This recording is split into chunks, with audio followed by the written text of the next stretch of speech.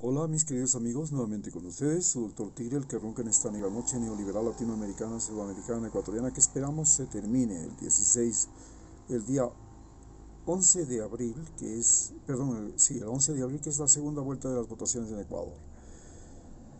Y se termine todo que ha sido la traición de Lenín Moreno, que es una traición que ha durado 4 años, ¿no? En estos días ha sido muy interesante escuchar cómo el presidente Fernández de Argentina ha dicho que él no es un Lenín Moreno, porque el Lenín Moreno en este momento es en sí el Fiates, es el Judas de América Latina, es el tipo que representa la doble moral, la traición.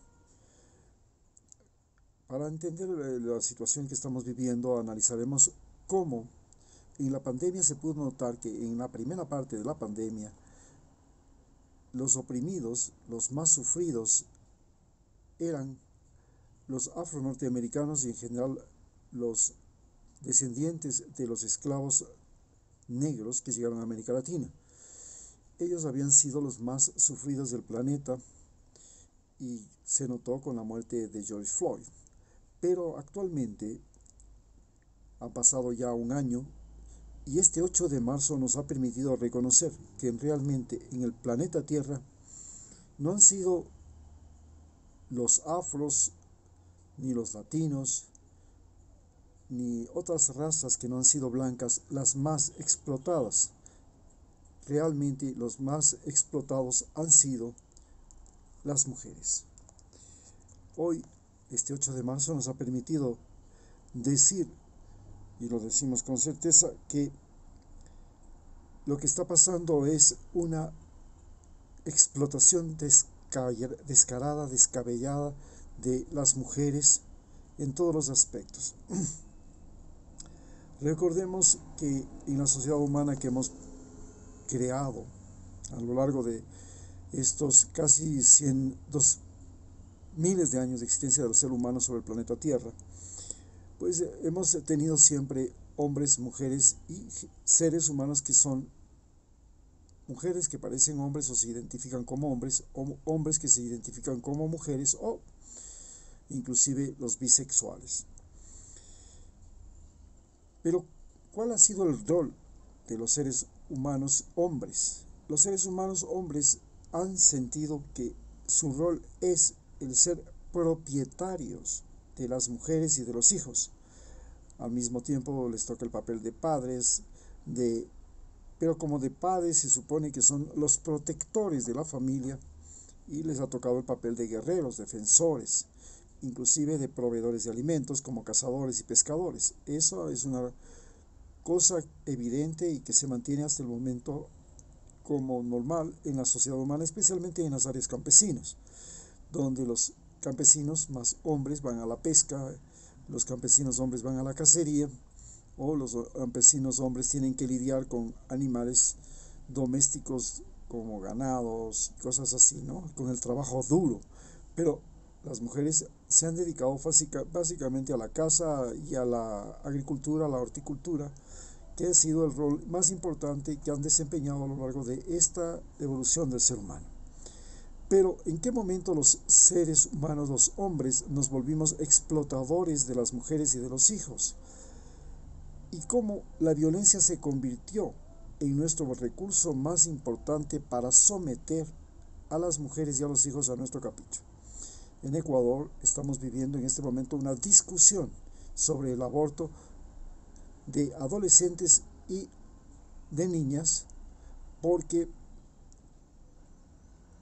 se trata de aprobar una ley del aborto, y que en realidad debería ser una ley de aborto generalizado y con derecho para todas las personas, a todas las mujeres,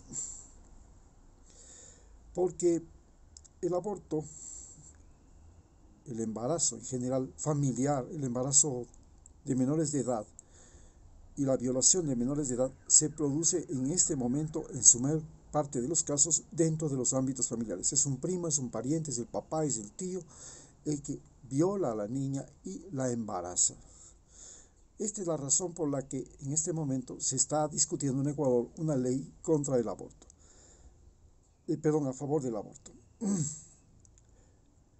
Y en otros países, pues el aborto ha sido legal. En el caso de los países socialistas, pues el aborto ha sido legal desde 1917, en que las mujeres podían escoger si querían o no querían tener el hijo, porque evidentemente en Rusia, en el momento de la revolución, hubo una guerra entre blancos y rojos y la violación de mujeres se hizo lo más común. En términos de la historia, podemos señalar que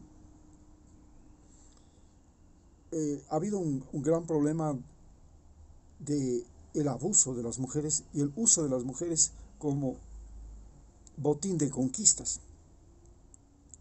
Ya nosotros desde que sufrimos la invasión de los incas hicieron una limpieza étnica en los Andes ecuatorianos, matando a los hombres, como por ejemplo a los 40.000 indígenas que los arrojaron luego a la laguna de Yaguarcocha, los caranquis, y luego pues a violar a todas las mujeres para que ellas tengan hijos de los incas. Esto lo hemos visto hasta por último en el caso de Yugoslavia, donde los soldados serbios entraban a los pueblos, mataban a los hombres y violaban a las mujeres, y se llamaba la limpieza étnica. Esto ya lo vimos y lo vimos en América Latina con la conquista española, donde matar a los indios no era problema, y tener hijos en las Indias no era pecado. Repartir hijos y regar hijos en las indígenas y forzarlas a tener relaciones no era pecado, porque inclusive se estableció una ley que se llamaba el derecho de piernada, que les permitía a los patrones tener hijos en todas las mujeres vírgenes de la hacienda. Si una muchacha o una niña llegaba a tener edad fértil, el patrón tenía el derecho de violarla y de fecundarla. Y de ahí nació todo el concepto que tenemos en América Latina del padrino. El padrino es en realidad el padre, era en el comienzo de la conquista el padre, que no quería ser padre, pero se le reconocía como el papá del hijo de la indígena doncella, que quería casarse, pero que tenía que pasar la primera noche con el patrón. Esto nos cuesta la historia de Guasipungo de Icaza, el escritor ecuatoriano. Así, las mujeres han sido objeto de uso después de las guerras. Los romanos invadían, mataban a todos los hombres que podían e inmediatamente era a violar mujeres. Esto lo hicieron todos los pueblos de Europa y esto lo hicieron todos los pueblos de Asia, y la guerra fue el mecanismo mediante el cual los hombres imponían sobre las mujeres sus decisiones, sus caprichos, su voluntad. Las mujeres en cambio tenían que ser propiedad, tenían que ser madres, tenían que ser explotadas, tenían que ser sumisas, tenían que ser las protectoras de los hijos. Pero se dieron situaciones muy especiales, como por ejemplo la guerra, la Segunda Guerra Mundial. En el caso de Rusia, donde Rusia perdió 20 millones de seres humanos, y las mujeres tuvieron que pasar a hacer el rol de los hombres, no solo como soldados que manejaban tanques de guerra, aviones, las armas de fuego y defendían las ciudades, sino que una vez que terminó la guerra, ellas fueron albañiles, carpinteros, choferes, todos los trabajos manuales que hacían los hombres lo comenzaron a hacer las mujeres, y hasta el día de hoy en Rusia la profesión de albañilería es prácticamente una profesión exclusiva de las mujeres, lo mismo que el de los choferes, especialmente de los tranvías y de los autobuses, no de los metros. Entonces la situación es interesante porque podemos entender que la Segunda Guerra Mundial dio el primer paso de la liberación a las mujeres, porque ellas pudieron entrar al trabajo porque los hombres estaban en la guerra, y con este primer paso las mujeres se dieron cuenta de que podían hacer lo mismo que los hombres, porque se suponía que ellas no lo podían hacer. Y eso despertó en las mujeres otra característica, otra condición, y dijeron, bueno, nosotros podemos hacer todo lo que los hombres hacen. Y ha pasado muchos años hasta ver nosotros que las mujeres pueden ser generales, pueden ser policías, pueden ser bomberos, pueden ser médicos, pueden ser profesoras, pueden hacer todas las profesiones que hacemos nosotros los hombres, e inclusive en algunas con mayor éxito. Pero la pastilla anticonceptiva quizás fue la mayor, el, el, el hecho tecnológico más importante que cambió la vida de las mujeres, porque hasta antes de la pastilla de los anticonceptivos, las mujeres tenían que tener hijos forzadamente porque, bueno, tuvieron una relación que pudo haber sido casual o pudo haber sido deseada o pudo haber sido obligada, y obligatoriamente tenían que quedarse embarazadas y parir esos hijos y criar esos hijos, aunque sean de la persona que no sea de su agrado. Pero gracias a las anticonceptivas, ellas pudieron controlar la fertilidad, escoger de quién querían tener hijos, de quién no podían tener hijos, y por esta razón las pastillas anticonceptivas tuvieron mucho problema en ser admitidas en América Latina. La iglesia se oponía completamente a eso. Ahora, hemos vivido el siglo de la violencia, y especialmente durante la pandemia, esta violencia intrafamiliar ha sido catastrófica, ha sido fatal para las mujeres. Ellas se han visto realmente en la peor de las situaciones, porque ya vivían una explotación laboral. Por ejemplo, tenían sueldos inferiores, tenían discriminación en el trabajo, si quedaban embarazadas en el trabajo eran despedidas, pero además se han convertido ahora en las nuevas esclavas del planeta Tierra. Si antes fueron los negros, ahora son las mujeres. El tráfico sexual, el tráfico y la explotación de mujeres se ha vuelto la cosa más importante en los países desarrollados. Una sociedad de viejos que en su mayor parte ya han perdido sus familiares, han perdido sus mujeres, o sus maridos, o sus esposas, tan solitarios, y las mujeres de los países pobres jóvenes son traficadas a esos países para ser alquiladas a este tipo de personas que exigen una demanda. Además, la sociedad del capitalismo, socialismo que estamos viviendo es hipersexuada. Para todo tiene que haber una mujer, para todo tiene que tener relación con el sexo, y ya no se trata de tener relaciones sexuales, sino cuántas relaciones sexuales se tiene. Ya no se trata de que se llegue al orgasmo, sino cuántos orgasmos se tiene. Ya no se trata solamente de qué tiempo se esté en la relación sexual. Todo eso ahora es contabilizado, es materializado, y por supuesto la pornografía, el sexo por internet, todas estas cosas están cambiando totalmente la conducta sexual de los seres humanos. Las mujeres inclusive ahora tienen la posibilidad de autofecundarse. Las mujeres pueden alquilar el útero si quieren. Las mujeres pueden en muchos países abortar si ven conveniente, y es tan fácil, ¿no? Tenemos pastillas como el isoprostol. Basta ponerse unas pastillas de isoprostol, investigar en el internet, y si se siente embarazada se pone isoprostol y se acabó el problema. Tenemos las pastillas del día después. Entonces ya existe en sí un control del aborto, y el aborto ya se realiza de manera legal o ilegal por todas partes. El problema en América Latina, en el caso de Ecuador, es que el aborto ilegal es el mayor causante de muertes en mujeres, porque lo practican personas que no tienen ni la higiene, ni los instrumentos, ni la pericia, ni el conocimiento. Las mujeres toman el riesgo, muchas de ellas se autoproducen el aborto, se meten alambres y con eso se producen el aborto, y finalmente terminan muriendo en el parto mal atendido. La primera causa de muerte en Ecuador de mujeres jóvenes. Así entendemos entonces y vemos que las mujeres han sido y están siendo explotadas miserablemente, y por justa razón tienen derecho a salir a protestar. Peor si en estados o países como México se llegaron a manejar, llegaron a desaparecer en la época de los años 90 400 mujeres en Juárez, que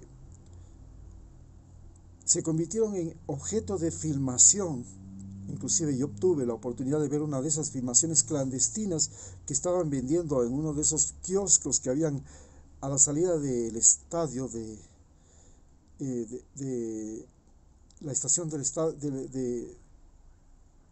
de las estaciones de metro de Rusia, de Moscú, en la época más oscura de Moscú, cuando empezaba la perestroika y empezaba la época de Yeltsin, estamos hablando de 1992-96.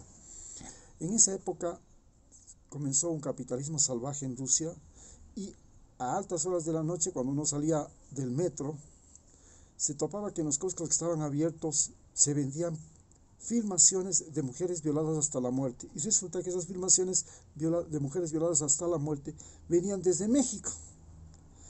Ya no se contentaron solo con pasar cocaína, marihuana, sino que además vendían pornografía de sexo extremo. Se volvió otro de los grandes negocios. Esta situación nos muestra que realmente las mujeres están padeciendo y están sufriendo. Pero hay cosas muy interesantes también que hay que analizar. Gran parte del racismo de la humanidad fue creado por las mujeres. Recordemos que la reina Victoria, cuando creó las ciudades para los ingleses en las colonias inglesas, lo primero que hizo fue llevar mujeres para evitar que los maridos de ellas se pudieran mezclar con los nativos. Y esto dio origen al racismo radical que existe en Australia, Nueva Zelanda, en todos los países, inclusive Sudáfrica y todos los países que existió el racismo exacerbado, Estados Unidos, Canadá, propio de las colonias británicas, porque las mujeres británicas, las mujeres anglosajonas, se encargaron de crear la discriminación racial y de enseñar discriminación racial a sus hijos y de inculcar y mantener la discriminación racial a sus hijos. En América Latina, las monjas se encargaban de la discriminación racial. Ellas se encargaban de castigar a las muchachas que tenían relaciones extramaritales o inadecuadas, entre comillas, con indígenas, con negros, y que eran encerradas en conventos como castigo. Inclusive se las volvían monjas. Y las monjas se encargaban de hacer la supervisión de lo que se llamaba la conducta racial. Acordémonos que inclusive el sexismo en América Latina fue mantenido y manejado por los curas. Cuando llegó la revolución de Alfaro, en las comunidades como las que habían en la Concepción y otras, se hicieron escuelas donde los niños y las niñas tenían que estar juntas. Y eso se consideró pecado, se le consideró inmoral, y por eso se levantaron los negros, pues era una etnia afroandina, se levantaron los negros contra el gobierno, porque no querían que los niños y las niñas estuvieran juntos, les habían enseñado eso. Y tuvo que llegar el gobierno de Rafael Correa para que por primera vez en los colegios que eran solo de hombres y los colegios solo de mujeres se pudiera dar la convivencia intersexual, es decir, podían vivir hombres y mujeres y convivir. Porque en el Ecuador, estamos hablando del año 2010, ¿no? 2010 hasta el 2016, todavía teníamos colegios solo de mujeres y colegios solo de hombres. Y en el colegio de hombres te enseñaban a ser macho machito, come mujeres. Tengo parientes que se vanaglorian porque los hijos andan enamorando a muchachas y las usan y las descartan como juguete. Pero si lo mismo hace la hija, esa se llama puta. Y si lo hace el varón, ese se llama un hombre, un hombronazo. Ese es un machote. Este sistema de dominación masculina es extraordinario. Mientras que en Rusia, por ejemplo, las mujeres se agrupaban, como vemos en Sex and the City, y eran grupos de mujeres que se protegían, se comunicaban, se mantenían, eran siempre amigas. En el sistema latinoamericano las mujeres se tienen que separar de sus amigas, van a parar en la casa, mientras que el marido sigue conservando a sus amigos. Y los amigos son los que le dicen, no te dejarás mangonear, no. Y los amigos son los que le están diciendo, oye, ¿qué te pasa? ¿Por qué vas a cambiar a nosotros por tu mujer? Vente para acá, no seas